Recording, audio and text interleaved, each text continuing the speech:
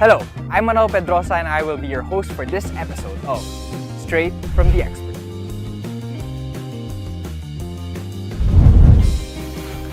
Hi, I'm Francis Cruz and I'm an owner of solar-powered home.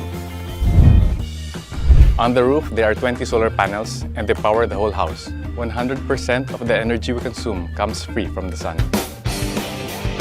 In this beautiful day, I'm joined by Viktoria, the country lead of LONGi. Hi Victoria, thank you for joining us today.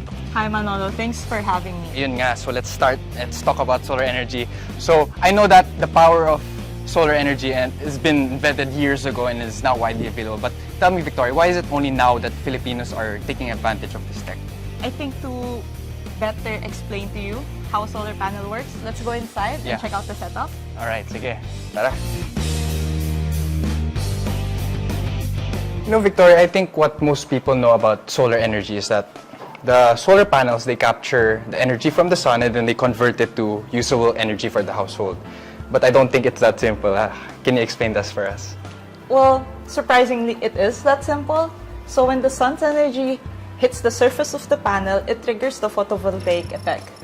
When the sun's energy hits the solar panel, the photovoltaic effect happens inside the panel. There are no moving parts. After the sun's energy is converted to usable form in DC, we have inverters to convert it to AC.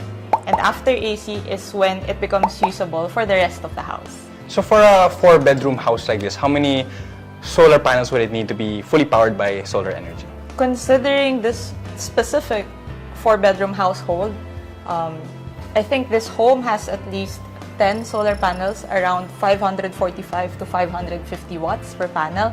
But the amount of solar panels installed in the roof will depend on its rated capacity and the individual consumption of each house.